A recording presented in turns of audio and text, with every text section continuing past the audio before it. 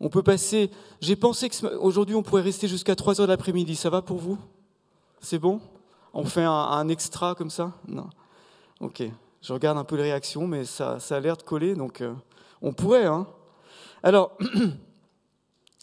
mais parce que j'étais pas très sûr de ce que mais j'avais une pensée, et j'aimerais commencer avec ça, et on verra comment le Seigneur conduira. La pensée, c'est la pensée de l'alliance. Que Dieu a fait alliance, et que on fait partie d'une alliance. Amen. Avant de me tourner vers le texte qu'on va lire ce matin, je vais vous raconter quelque chose qui nous est arrivé à Elisabeth et moi il y a peut-être 1 ou 2 ans de ça, je ne sais plus. On avait une étudiante elle avait toujours des visions, des songes, des prophéties, des Seigneur m'a montré ceci, etc. Les autres étudiants l'appelaient « j'ai vu 2 choses ». Mais un jour, elle m'agaçait un petit peu, des fois je lui dis « écoute, quand tu reçois quelque chose, fais-le, et comme ça tu testes ». Et puis un jour, elle me dit « j'ai à cœur Monaco, j'ai à cœur Monaco ». Il y a plein de confirmations. Je lui dis, t'as vraiment à cœur Monaco? Il me dit, oui. Je lui dis, va à Monaco. Et puis comme ça, tu verras si c'est vraiment de Dieu. Et bien, elle y a été, figurez-vous. Et puis, le Seigneur a conduit, effectivement. Elle a commencé à aider une église. Elle a trouvé un travail. À Monaco, c'est pas évident. Enfin bon, le Seigneur a ouvert le chemin quand même. Quelque chose a commencé à se faire. Et puis un jour, elle nous dit, mais venez me voir à Monaco.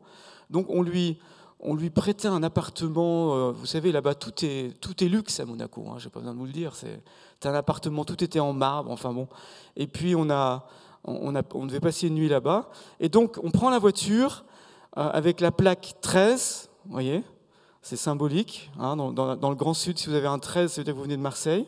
Donc, vous êtes des gens ordonnés et soumis, bien sûr, merci beaucoup. Et puis, ou plutôt tout le contraire.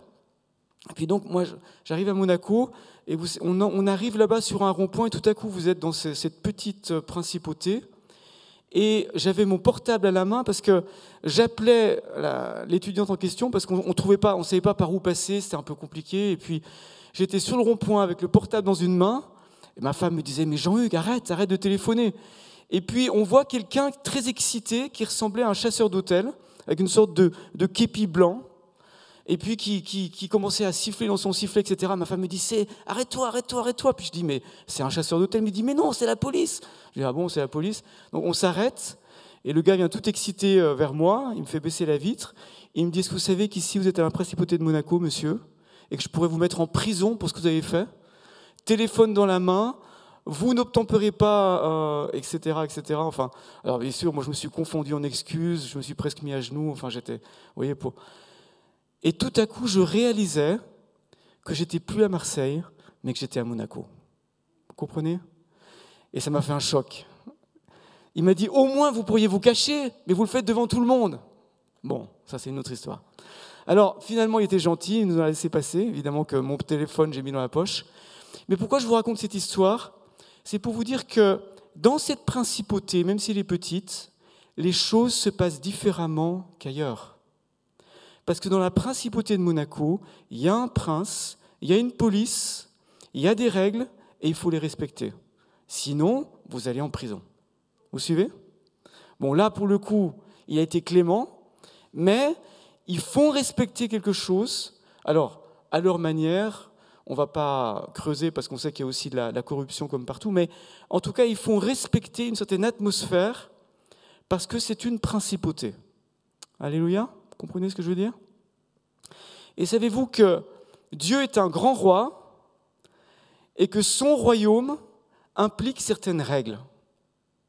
Et que quand vous faites partie du royaume de Dieu et que vous êtes en alliance avec Dieu et qu'il est votre roi et que vous êtes ses sujets, à ce moment-là, il y a certaines règles à respecter. Vous ne pouvez pas conduire avec un portable dans la main dans le royaume, dans le royaume de Dieu, il n'y a pas de voiture, il n'y a peut-être pas de portable, j'en sais rien. Mais je veux dire par là qu'il y a des règles à respecter. Amen. Vous me direz, mais partout en France, Jean-Hugues, tu ne devrais pas avoir ton portable dans la main. C'est vrai, mais à Marseille, il y a des choses qu'on oublie. Je ne sais pas, on est un petit peu amnésique dans certains domaines. Voilà. Mais on oublie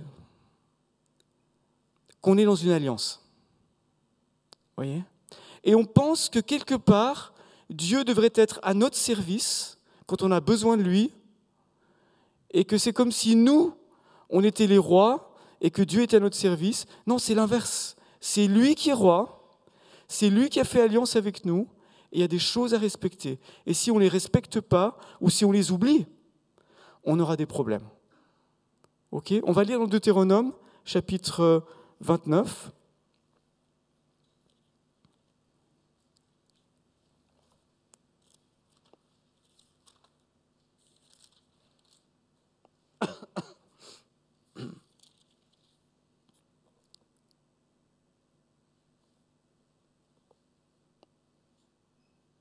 On va lire en fait, alors je ne sais pas comment c'est numéroté chez vous, moi c'est 2869. Voici les paroles de l'alliance que l'Éternel ordonna à Moïse de conclure avec les Israélites au pays de Moab, outre l'alliance qu'il avait conclue avec eux à Horeb. Vous avez ce verset, c'est 2869, ou bien alors peut-être chez vous c'est numéroté différemment. On commence par ces paroles. Voici les paroles de l'Alliance. Ouais. Ah, parfait. Et attends, je regarde juste avec mes lunettes.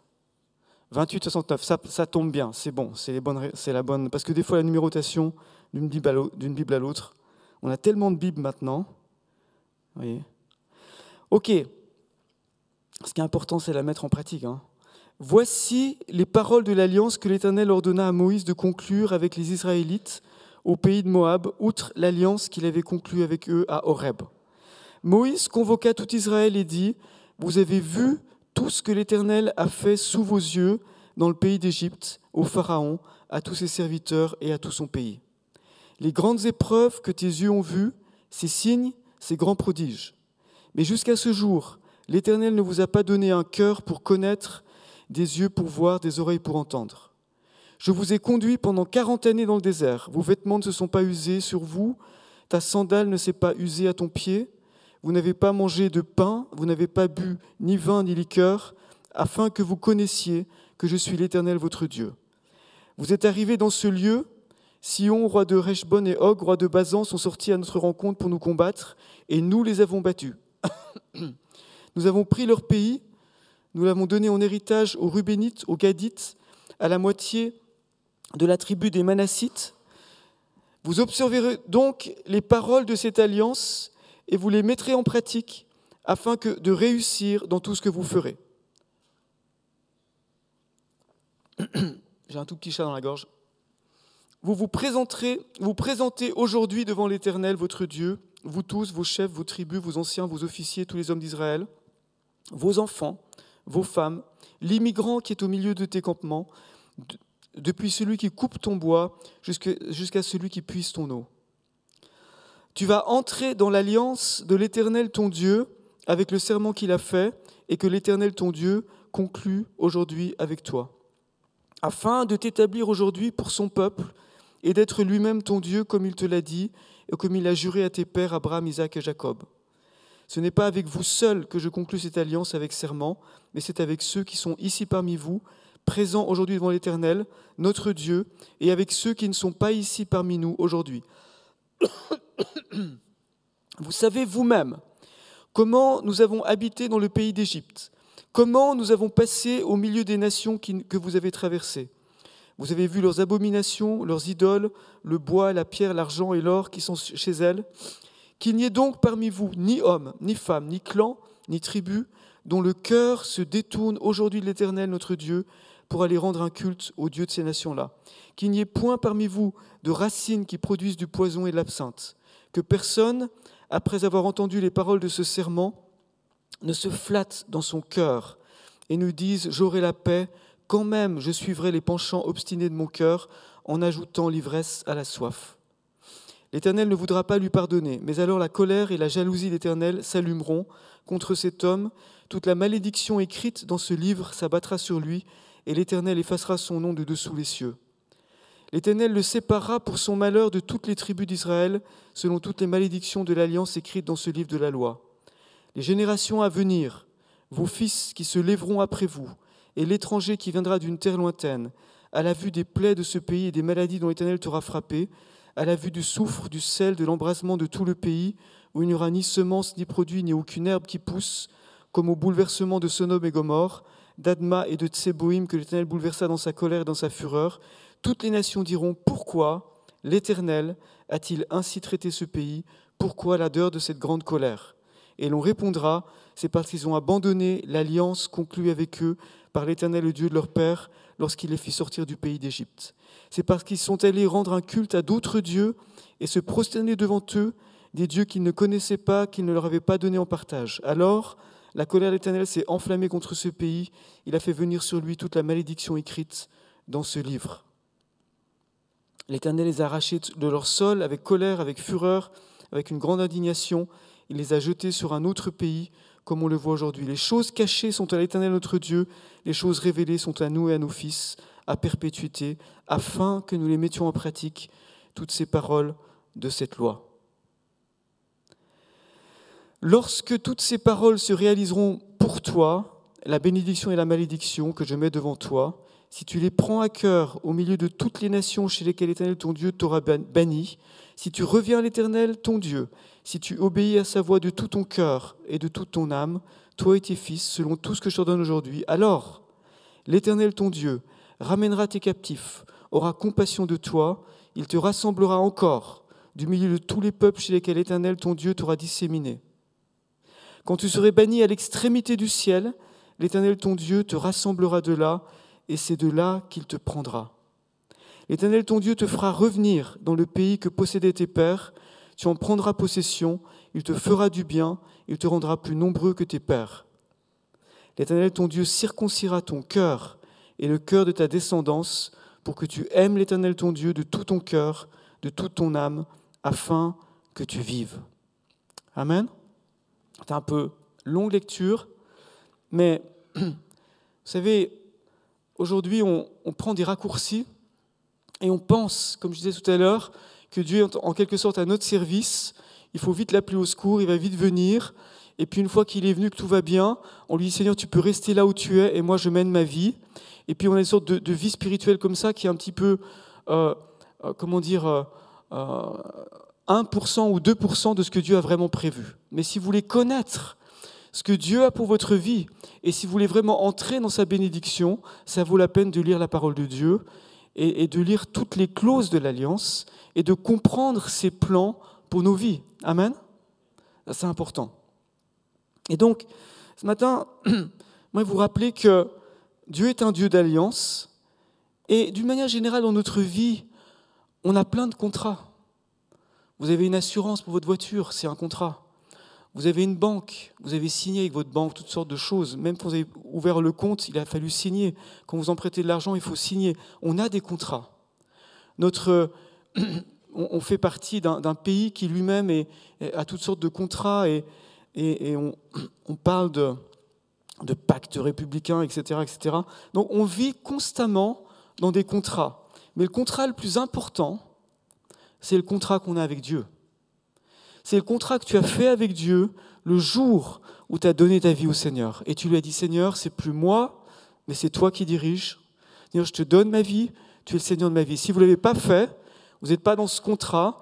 Dans ce cas-là, je vais vous présenter ce contrat ce matin. Et si vous voulez le suivre, et si vous lui donnez votre vie, vous pouvez le faire ce matin. Mais il y a un contrat, il y a une alliance. D'accord ? Et c'est très important de comprendre ça. Dieu fait des contrats. Dieu est un Dieu d'alliance. Vous savez que notre pays, la France, a un contrat avec Dieu. Quand Martin de Tours, au 4e, 5e siècle, a fait le tour de la France, c'était un homme de miracle. Des morts ont été ressuscités, des démons ont été chassés. Il a confronté les druides jusqu'en dans les forêts les plus reculées de la Bretagne, etc. Il a renversé le culte des druides en France et il a établi le vrai culte de l'Évangile en France. C'était un homme de miracle.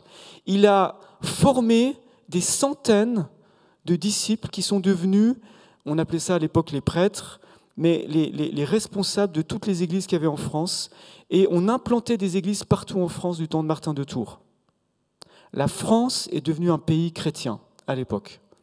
Et c'était un pays où on priait. Alors bien sûr que déjà à l'époque, il y avait certaines traditions qui n'étaient pas tout à fait selon la parole de Dieu. Il y avait un peu des... Mais dans l'ensemble, C'était un homme qui jeûnait, qui priait. C'est un homme consacré. Tous ces hommes qui étaient à la tête des églises en France étaient des hommes de jeûne et prière qui avaient été formés par lui dans le jeûne et la prière. Et la France était un pays chrétien. Dieu a fait un contrat avec ce pays. Et ce pays a été béni. Ce pays a envoyé des missionnaires jusqu'en Chine. D'accord ? Aujourd'hui, on n'a pas cette impression que c'est un pays chrétien. Mais à l'époque, je peux vous dire que c'était un pays chrétien. Les rois de France étaient des rois chrétiens. Il y en a qu'on appelait les rois très chrétiens. Alors bien sûr, tout n'a pas été parfait, etc. On le sait si on suit l'histoire. Mais au départ, Dieu a fait un contrat avec ce pays. Et Dieu a une très bonne mémoire. Nous, pas, mais lui, oui. Comprenez ? Et si on arrive dans des temps difficiles, c'est parce que Dieu est un Dieu d'alliance. Et si on ne respecte pas son alliance, au bout d'un moment, Dieu envoie ses jugements. Vous comprenez ? C'est inévitable. Dieu a fait un contrat avec l'église d'Ambilly. Vous saviez ça ? Dieu est un Dieu d'alliance. Vous pouvez faire ce que vous voulez.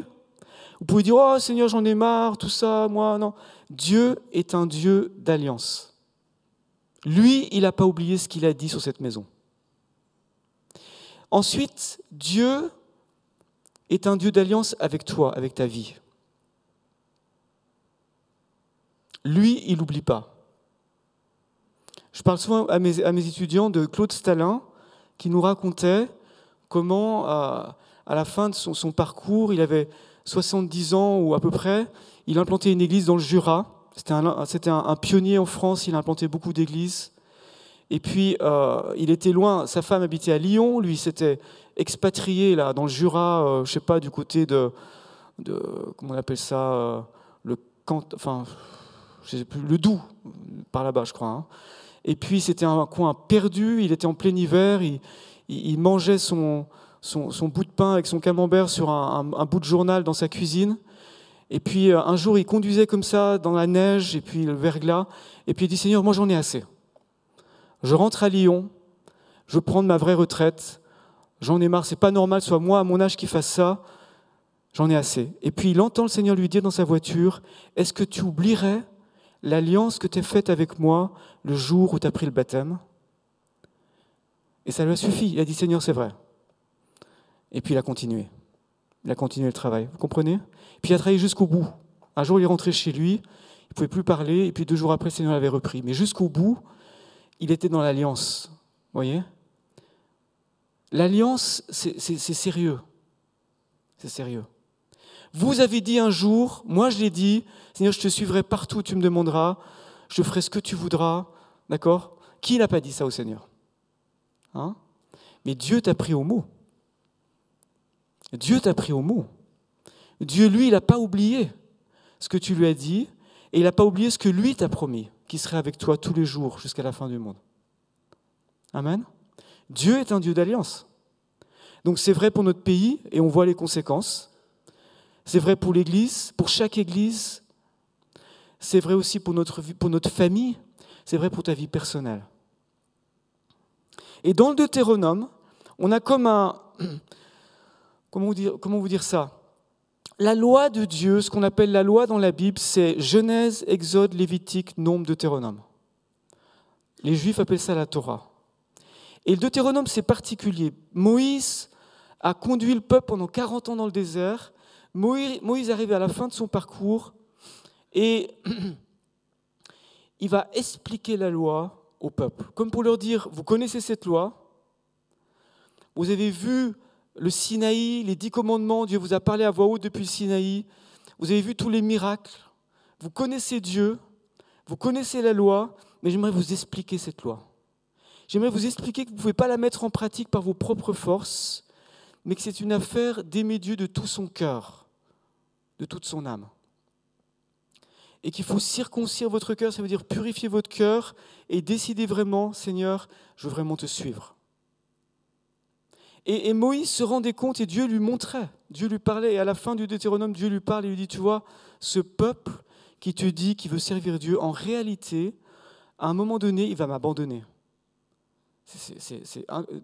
Dieu dit, je vois déjà les dispositions de son cœur. Et nous, si on considère notre vie, notre marche avec Dieu, Certains d'entre vous, vous êtes jeunes, ok, il y a même des enfants, tout à l'heure j'ai vu des tout petits. Donc, et Moïse, quand il parle à toutes ces générations, il dit, certains d'entre vous, vous avez vu mes miracles. Vous savez de quoi je parle. D'autres, vous ne les avez pas vus, vous êtes trop jeunes.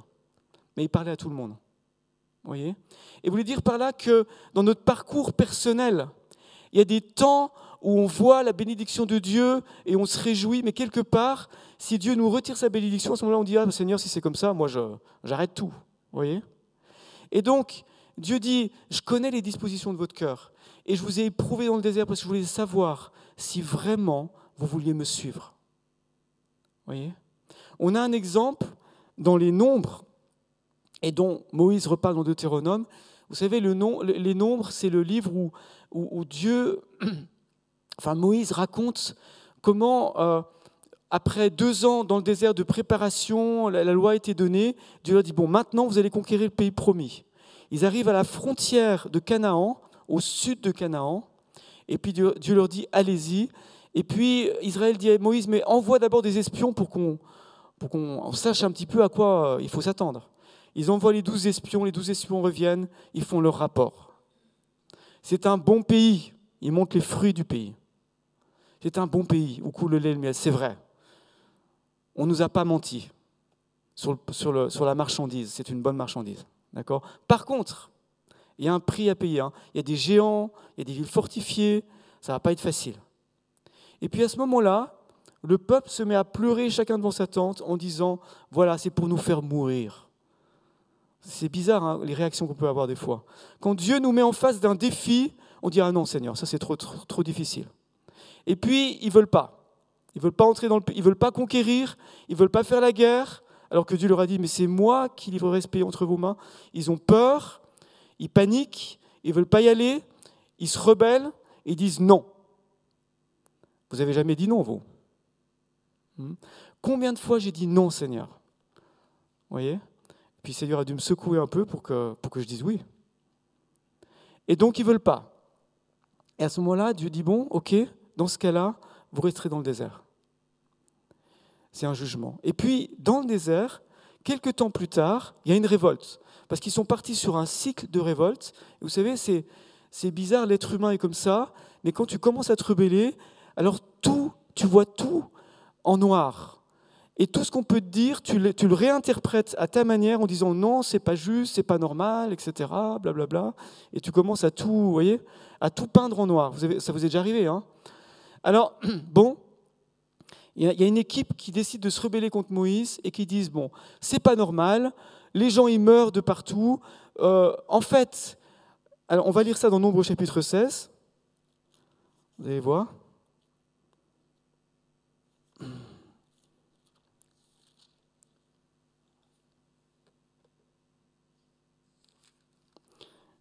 Donc ils disent à Moïse, tous sont saints, il n'y a pas que à toi que Dieu parle, nous aussi on peut faire partie on peut prendre des décisions.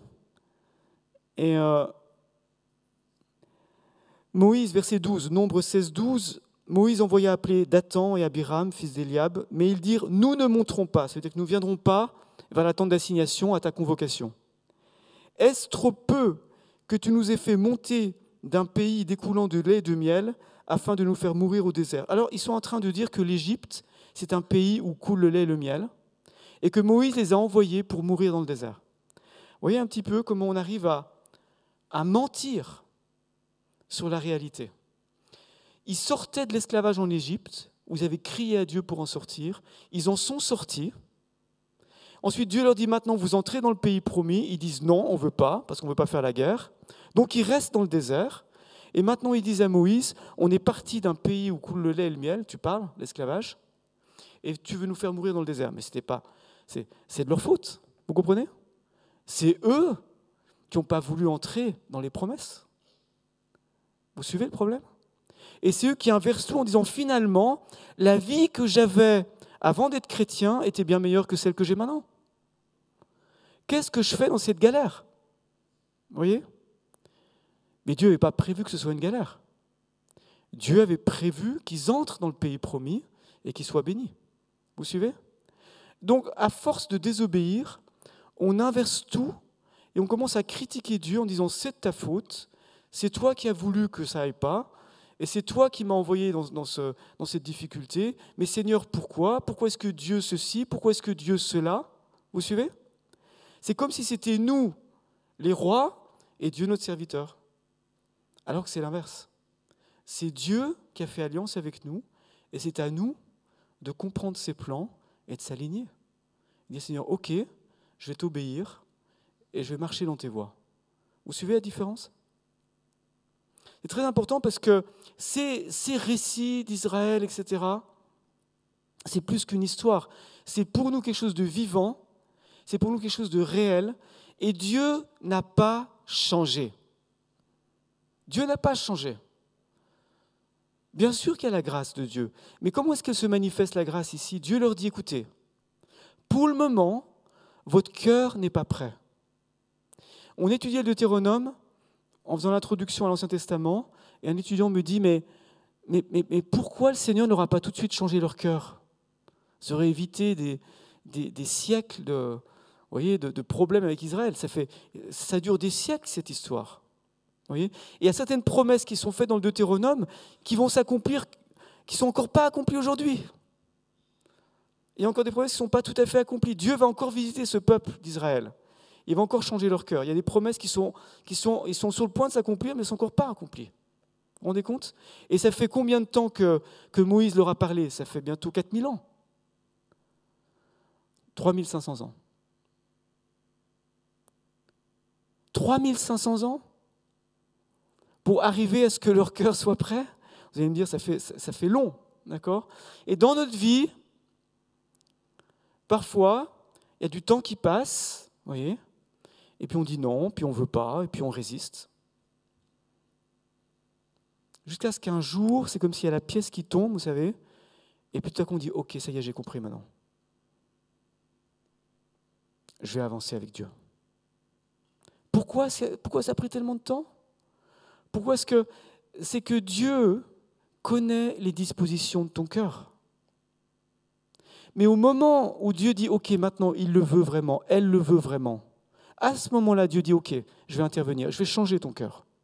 Je sais que tu n'y arriverais jamais tout seul, mais j'attendais que tu me dises, je le veux vraiment. Vous voyez? C'est tout ce que Dieu a besoin. C'est que tu lui dis, Seigneur, je le veux vraiment. Je veux vraiment te suivre. Vous savez tout. Qu'est-ce que je peux rajouter à ce que vous savez déjà ici dans cette maison?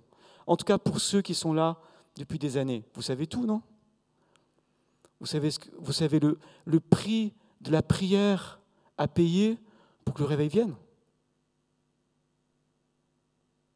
On sait ces choses. Quand je suis avec mes étudiants, je leur dis, quand j'étais en Billy, c'est vrai, quand j'étais en Billy, on avait pris 40 jours, on avait une campagne d'évaluation avec Mamadou Karambiri, le pasteur avait dit, ok, il arrive telle date en septembre, on recule de 6 semaines, avant ces 6 semaines, on prépare tous les panneaux, on prépare toute l'organisation de l'évangélisation, et maintenant pendant 40 jours, notre seul programme, ce sera la prière. On venait ici le matin à 8h, on regardait le répondeur téléphonique pour les urgences, on venait prier ici, on s'assied ici devant sur le premier rang, et tous les jours, les gens venaient, prier midi, ou le matin, ou l'après-midi, ou le soir, selon, et notre seul programme, c'était la prière. Vous voyez? Et puis au bout d'un moment, Mamadou Karambiri est arrivé, et puis la campagne s'est bien passée. Je me rappelle, on avait fait un repas multiculturel, il y avait plein de gens qui étaient là, en bas, et puis 6 mois plus tard, des gens qui appelaient à l'église, qui me disaient, écoutez, il y a 6 mois, je me suis avancé à l'appel dans cette fameuse campagne. Ils étaient encore marqués par la présence de Dieu qu'il y avait dans cette campagne d'évangélisation. 6 mois plus tard. Alors que souvent, quelqu'un s'avance, 2 jours après, il a déjà oublié. Donc, c'est qu'il y avait quelque chose. Il y avait un dépôt, il y avait quelque chose qui se passait. Vous voyez? Pourquoi? Parce qu'il y avait une mise à part. Dieu attend, vous voyez, que notre cœur soit prêt en disant que Seigneur, maintenant, je suis prêt. Vas-y, utilise-moi. Je vais me mettre à part. Je vais faire ce que je sais depuis toujours et que j'ai jamais fait. Je vais le faire maintenant. Je vais prier. je vais prendre du temps, je vais me mettre à part, je vais servir. Vous suivez? Dieu est un Dieu d'alliance. Et il nous attend quelque part. Donc, à la fois, il dit, c'est simple, si tu obéis, tu seras béni, si tu désobéis, tu auras la malédiction. Ça, tout le monde peut le comprendre. Un enfant le comprend. D'accord? Si tu fais bien, sinon, tu n'auras pas de dessert. Ok? Un enfant le comprend, ça. Et donc, c'est l'éducation de Dieu. Mais plus que ça, Dieu dit à Moïse, toi, il y a comme des cycles dans la vie d'un peuple, dans la vie d'une église, dans une vie personnelle. Et il y aura un temps où ils me chercheront. Ils diront maintenant, il y en a assez de vivre dans la malédiction en deçà de ce que je devrais vivre si vraiment j'observais l'alliance de Dieu. Et je suis fatigué d'être comme le fils prodigue avec les cochons. Je vais revenir à la maison du Père et je dirai, même si je ne suis qu'un esclave, mais prends-moi dans ta maison. Et là, qu'est-ce qu'il fait le Père? Il le prend dans ses bras, il lui dit, mais tu es toujours mon fils. Tu étais mort, tu es revenu à la vie. Et il te donne un cœur nouveau, et il te donne la capacité de servir avec un esprit nouveau, avec un cœur nouveau. Et tout le reste qui était derrière s'efface. Alléluia. Dieu est capable de le faire. Quel que soit ton âge, quelle que soit ta situation, quel que soit tout ce qui peut être dans ton cœur. Tout à l'heure, on a lu dans ce texte, attention aux racines d'amertume, d'absinthe. Quelles que soient toutes ces racines qui ont poussé, Dieu est capable d'arracher tout ça et de planter à la place un désir de le servir et de le suivre, une joie de le servir que tu n'as jamais connue, ou que tu as connue tout au début, mais que tu as perdu depuis très très longtemps. Parce qu'il est capable de changer nos cœurs. Mais tout ce qu'il demande, c'est qu'on réalise tout à coup, ok, je suis dans une alliance. J'ai tout à gagner ou j'ai tout à perdre, mais je ne peux pas jouer plus longtemps en disant, Seigneur, c'est toi qui dois être à mon service. On va changer les choses. C'est moi qui suis à ton service. Je te demande pardon pour mon éloignement. Je te demande pardon d'avoir cru possible de jouer sur les deux tableaux. Et je décide maintenant d'être sérieux avec toi. Vous voyez? C'est aussi simple que ça. C'est aussi simple que ça. La vie avec Dieu, c'est un miracle continu d'un cœur nouveau, mais c'est pas automatique. On a plein d'enseignements, on a plein de chants qui nous laissent l'impression que tout devrait, qui vous laissent l'impression que tout devrait être facile, que Dieu vous a donné un cœur nouveau, que Saint-Esprit est là, que l'onction est là, qu'il suffit de. Non. C'est pas automatique. Qu'est-ce que Jésus a dit? Si quelqu'un veut venir après moi, qu'il renonce à lui-même, qu'il se charge chaque jour de sa croix et qu'il me suive. Ça veut dire, si quelqu'un veut, il y a un désir. Si tu veux vraiment, si tu as ce désir au fond de ton cœur, si tu as goûté que le Seigneur est bon, si tu sais au fond de toi-même qu'il n'y a que là qu'il y a le vrai bonheur, c'est d'appartenir à Jésus-Christ et lui donner toute ma vie. Si tu sais ça au fond de ton cœur, tu as ce désir d'être comme Jésus, de venir après lui. À ce moment-là, si tu as ce désir, tu veux le suivre, tu veux être le successeur de Jésus dans ce monde. Tu veux ressembler à Jésus dans ce monde et tu veux faire ses œuvres et être comme lui. À ce moment-là, rentre dans son alliance. Renoncer à soi-même, recevoir sa vie et il vient vivre sa vie en toi. Et ce sera facile, c'est vrai, parce que tu auras compris la base de l'Évangile. La base de l'Évangile, la bonne nouvelle, c'est que c'est plus moi qui vis, c'est Christ qui vit en moi. Et là, ça devient simple. Certains d'entre nous, il faut dire la vérité, on a suivi le Seigneur en grande partie parce qu'on voulait être béni. C'est pas vrai? Faut être... Seigneur, tu suis Jésus, tu seras béni, ok, je vais le suivre. Et tiens, ça marche, je suis béni, alléluia. Et puis quand Dieu nous éprouve, quand tout à coup là, les choses sont moins faciles, On dit, ah, si c'est comme ça, je retourne en Égypte. Si c'est comme ça, je décide que le pays où coule le lait et le miel, c'est l'Égypte, et j'y retourne. Et mes amis, j'aimerais vous dire, le pays où coule le lait et le miel, c'est ici. C'est dans la présence de Dieu. C'est dans l'obéissance au Seigneur. Et c'est dans ce qu'il te demande de faire. C'est là qu'il coule le lait et le miel. Alléluia. Il y a une différence entre le pays de la promesse et le pays d'où nous venions avant. Dans le pays de la promesse, tu dépends du Saint-Esprit. Tu dépends de Dieu. Dans le pays d'avant, on dépendait du Pharaon. D'accord ? On dépendait des dieux du Nil. On dépendait de toutes sortes de choses mauvaises. Mais dans le pays de la promesse, marcher par la foi, marcher avec Dieu, c'est plus moi qui vis, c'est Christ qui vit en moi. Je dépends du Saint-Esprit. Jour après jour, je dépends de lui. Je dis, Seigneur, c'est quoi ton programme aujourd'hui ? Il y a une possibilité de vivre vraiment la vie chrétienne. Alléluia. Et pas de la rêver ou de l'imaginer ou de se dire ce serait pas mal si, mais d'entrer dedans. C'est possible. Un témoignage, tout simple. Jeudi soir, on a un cours à distance par Skype ou WebEx. Enfin, c'est des systèmes qu'ils ont aujourd'hui. C'est mon fils qui m'a aidé à mettre tout ça en place et ça marche pas mal. Et on a une étudiante qui est à Alès et qui avait un problème d'insomnie grave, dans le sens qu'elle pouvait ne pas dormir du tout, seulement 1 heure par nuit. Et dès qu'elle était stressée, ça revenait. Et elle avait reçu la prière, ça allait mieux, mais le moindre stress faisait que son sommeil la quittait. Vous savez, l'insomnie, c'est terrible parce que ça vous épuise. Et puis, les gens ne le savent pas, mais vous ne dormez pas. Et dans la leçon d'avant, enfin le cours d'avant, j'avais parlé du fait qu'on pouvait être en communion avec le Saint-Esprit et je leur disais, vous pouvez parler au Saint-Esprit. Vous avez votre manière de prier, mais Dieu est plus proche que ce que vous imaginez.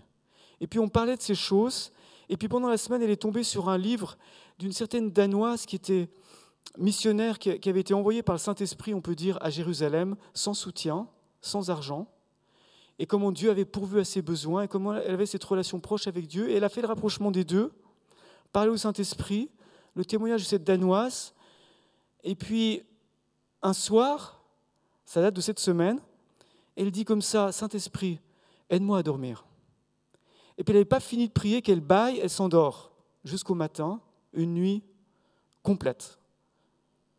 Le lendemain soir, elle recommence, elle dit, Saint-Esprit, tu ne pourrais pas m'aider à dormir. Elle se rendort pareil. Et depuis, elle dort. Oui, c'est pas compliqué, non ? Dépendre du Seigneur. Vous pouvez lui parler, il veut être votre ami, l'alliance, c'est une question de relation. Ce n'est pas juste une question de menace, attention si tu n'obéis pas, c'est pas. Je vous ai parlé du cadre de l'alliance, parce que c'est important, parce qu'on a perdu la crainte de Dieu aujourd'hui. Voyez ? Enfin, la crainte est en train de revenir avec les événements qui se passent, où les gens se réveillent, se disent, il faudrait peut-être qu'on se réveille. Voyez ? Mais pour le vivre, et pour vivre cette bénédiction, il faut dépendre de Dieu. C'est une autre manière de vivre. Voyez ? On n'est plus des assistés, on est des collaborateurs avec Dieu. Qui est-ce qui dit ce matin, ok, je peux être un assisté, dépendre de la foi des autres, mais je veux être un collaborateur. Je veux prendre mes responsabilités et je veux marcher avec Dieu comme il me le demande. Vous suivez la différence ? Et c'est une décision. Vous savez que ce qui est extraordinaire dans la vie chrétienne, c'est que vous pouvez prendre une décision en 30 secondes, vous calez dans votre tête en disant, ok, maintenant, c'est bon, j'ai compris, je décide, Seigneur, c'est bon, je suis là, dorénavant, c'est comme ça que ça se passera. Et votre vie commence à changer. Vous n'avez pas besoin de dire je vais jeûner 3 jours pour savoir. Non, non, c'est maintenant que ça se décide. Pendant que je suis en train de vous parler là, c'est à vous de savoir dans votre cœur où est-ce que vous en êtes et de dire ok, maintenant, c'est bon, j'ai compris. Et ça changera tout. Alléluia. Dieu nous attend dans ce sens-là.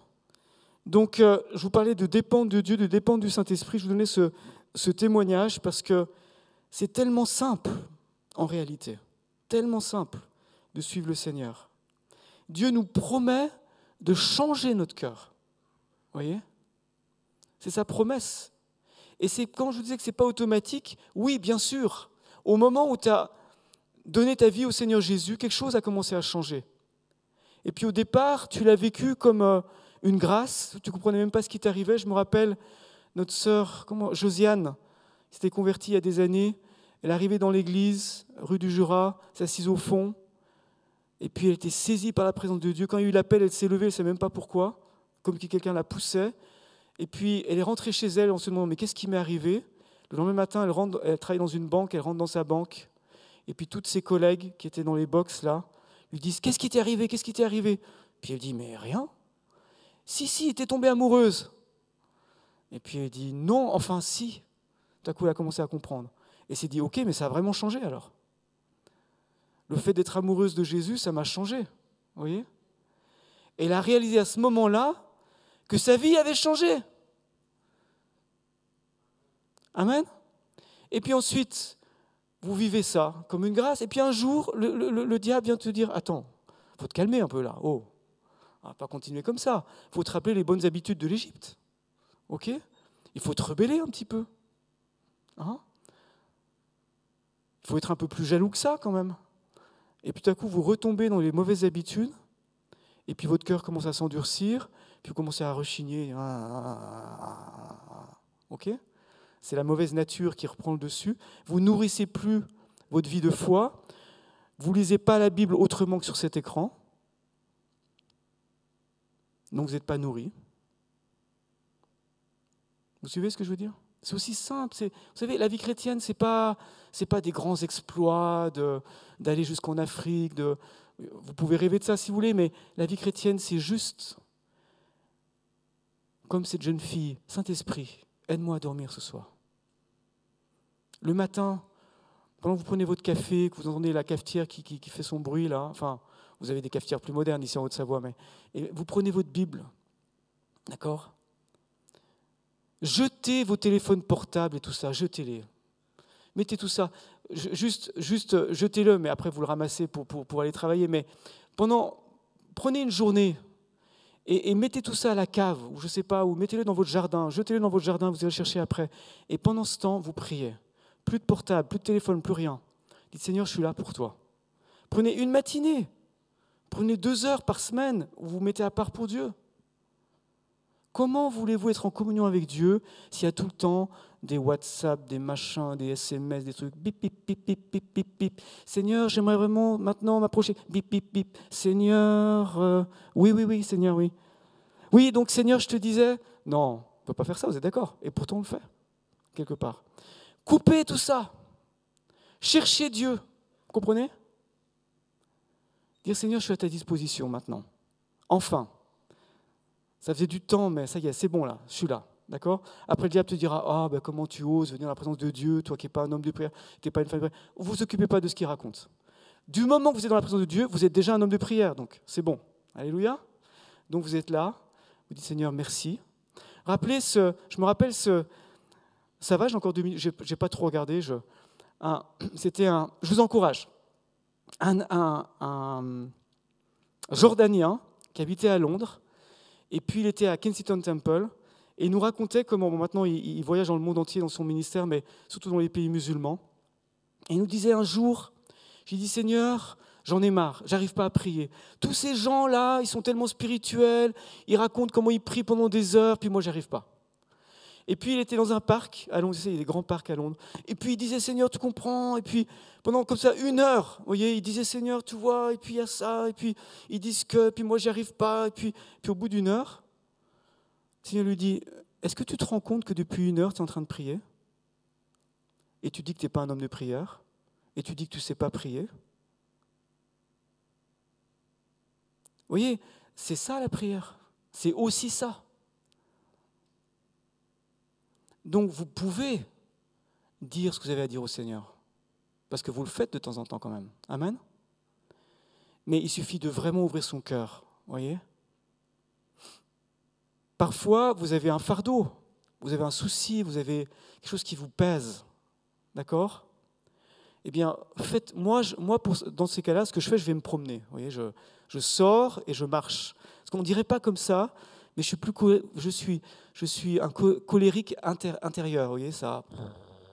Alors, plutôt que d'exploser intérieurement, il faut que je prenne l'air. Mais au bout d'un moment, vous voyez, au bout de 5-10 minutes, un quart d'heure, même des fois 20 minutes, tout à coup, j'ouvre la bouche enfin et je dis au Seigneur. Vous voyez. Et là, c'est des prières qui sont vraies. Vous voyez, ce n'est pas des prières grand Dieu, nous te bénissons, c'est des prières Seigneur, voilà, aide-moi. Je commence comme ça, aide-moi, Seigneur. Il faut que tu m'aides. Il faut que tu m'aides, Seigneur. Sinon, je n'y arriverai pas. Je n'arriverai pas à pardonner. Il faut que tu m'aides. Vous voyez.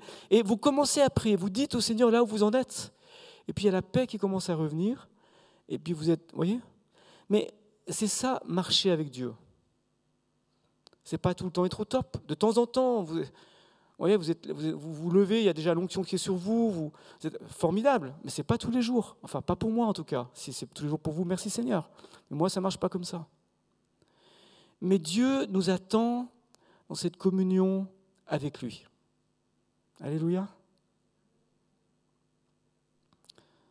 Faites attention. Écoutez-moi bien ce que je vais vous dire. Faites attention. Non, c'est sérieux. Faites attention. Ne jouez pas avec la bénédiction. Je vais à l'église. Les gens ont prié à ma place. Ils ont préparé la louange à ma place. Ils ont cherché dans la parole à ma place. Je me nourris un petit peu. Et après la semaine, je me contente de ça. Et puis je recommence. Et puis faites attention. Ne jouez pas comme ça. L'ennemi nous attend au contour. Il aura la part trop belle si nous, on ne nourrit pas notre foi. Si on ne répond pas, si on oublie qu'on est dans une alliance. D'accord ? Soyons sérieux avec Dieu. Simplement. Il ne s'agit pas d'être super spirituel, mais simplement. Soyons sérieux. Disons, Seigneur, dites dans votre cœur ce matin, prenez une bonne décision. Je ne sais pas à quel niveau ça se situe, dans quel domaine, mais vous le savez, vous. Mais dites, Seigneur, ok, j'ai compris. Je ne vais pas jouer. Peut-être il s'agit du péché. Peut-être il s'agit de « Ah, après tout, tout le monde le fait, moi aussi je vais le faire. » Et soyez sérieux, rappelez-vous. Vous avez donné votre vie au Seigneur, pas juste pour 10 ans ou pour 15 ans, mais toute votre vie. Pas juste dans un domaine, mais dans tous les domaines. Tout lui appartient. Vous voyez ? Ne jouez pas, ne jouez pas. On est dans des temps qui sont particuliers. Il ne faut pas jouer. D'accord ? Faites très attention. Dieu est un Dieu fidèle. Toutes les promesses qu'il a faites sur ce lieu, sur votre vie, il les accomplira. Tout. Dieu est fidèle. On l'a chanté ce matin, mais c'est une réalité. Dieu est fidèle. Mais rappelez-vous cela. Dieu est fidèle à lui-même. Il n'est pas fidèle pour tes caprices, mais il est fidèle par rapport à ses plans. Et si tu acceptes les clauses de son alliance, tu verras sa fidélité s'accomplir. Mais Dieu accomplira toutes les paroles qu'il a prononcées ici, toutes, sans exception, parce que Dieu est fidèle. Il cherche simplement à ce qu'on soit ses collaborateurs. Amen. Et les paroles pour ta vie aussi, pour ta famille. Dieu est un Dieu fidèle. Il n'oublie pas. Okay ? Il peut y avoir des épreuves, il peut y avoir toutes sortes de choses qui arrivent, toutes sortes de choses qui nous traversent la tête en disant « Mais Dieu est fidèle à son alliance. » Rappelez-vous qu'il est un Dieu d'alliance. Rappelez-vous qu'il est un Dieu d'alliance. D'accord ? Et prenons la bonne décision ce matin. D'accord ? Même si ça fait des années que tu t'es habitué à un certain style de vie chrétienne, tu peux dire ce matin, ok, ça va changer. Ça va changer. C'est les Américains qui disent, si vous continuez à faire tous les jours la même chose, ne vous attendez pas à ce que votre vie change. D'accord ? Si vous voulez que votre vie change, il faut changer quelque chose dans vos habitudes. C'est les Américains qui nous apprennent ça. D'accord ? C'est pas moi, c'est les Américains, ils sont très forts pour ça. Ils savent changer les choses. Eh bien, dites-vous, ok, aujourd'hui, c'est moi l'Américain. Ok, ça va changer. Alléluia. On va changer. Gloire à Dieu. Vous êtes d'accord de vous lever ? On va prendre un temps pour prier. Je vous demande de vous lever, si vous pouvez. Alléluia.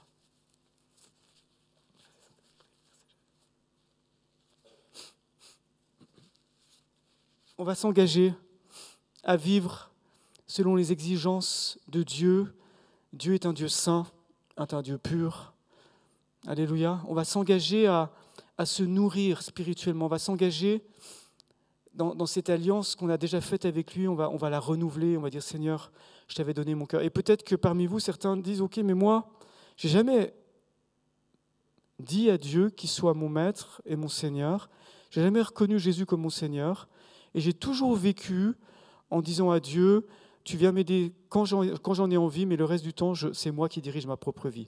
Si tu veux que ce soit Dieu qui dirige ta vie, ce matin, je te demande de venir ici devant pendant qu'on va prier tous ensemble. Ceux qui veulent donner leur vie à Dieu pour la première fois, vous ne l'avez jamais vraiment fait, je vous demande de venir devant maintenant.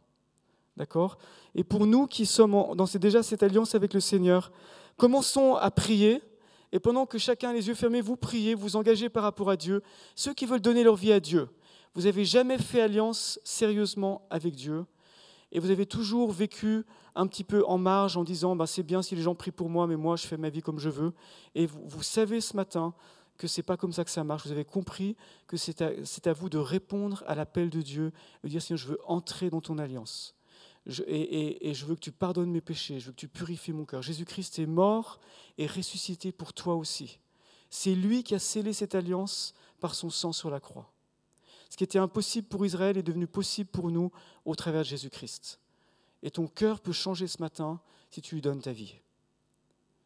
Mais ce n'est pas juste dire « je veux une expérience avec Dieu », c'est dire « je donne ma vie tout entière, c'est lui qui dirigera ma vie à partir d'aujourd'hui ».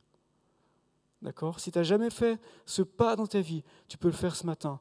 Et je vous invite à ce moment-là à venir ici, vous sortez du rang, vous venez ici devant. Alléluia. Ne vous inquiétez pas du regard des autres, c'est entre Dieu et toi que ça se passe. Et pendant ce temps, nous, on va prier. Et quand on va commencer à prier, ceux qui doivent venir devant, vous venez tout de suite. D'accord ? On va prier tous ensemble, vous priez avec moi, tu reconsacres ta vie à Dieu.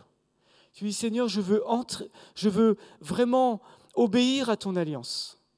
Je comprends que tu es un Dieu saint et je veux nourrir ma foi. Je veux cette communion avec toi tous les jours. Et je renouvelle et je te demande pardon pour mon infidélité. Mais je sais que tu es un Dieu fidèle. Et je reviens à toi aujourd'hui. Change mon cœur. Allez-y, dites-lui. Seigneur, change mon cœur. Commencez à prier. Père, je te remercie ce matin parce que tu es présent. C'est ta maison ici. Seigneur, toutes les promesses que tu as faites, tu vas les accomplir. Mais tu vois, Seigneur, la fatigue. Tu vois, Seigneur, ceux qui sont là et qui peut-être qui ont décroché intérieurement et qui disent « Cause toujours tu m'intéresses, moi j'ai déjà décroché ». Seigneur, je te demande que tu raccroches leur vie. Je te demande qu'ils se raccrochent à toi. Je te demande, Seigneur, que leur cœur profondément revienne à toi. Je te demande que chacun ici prenne la bonne décision ce matin. Je prie pour ceux qui t'ont jamais donné leur vie. Je te demande, Seigneur, qu'ils se décident pour toi. Je te demande que, Seigneur, il y a un sérieux pour toi dans cette maison. Seigneur, toi, tu es un Dieu fidèle. C'est toi qui fais les miracles. C'est toi qui peux remplir cette maison en un instant parce que tu es Dieu. Mais je te demande, Seigneur, la consécration. Je te demande que notre vie soit un sacrifice pour toi. Seigneur, je te prie de fortifier maintenant ceux qui te suivent. Je te demande, Seigneur, que la prière puisse monter de nouveau dans cette maison.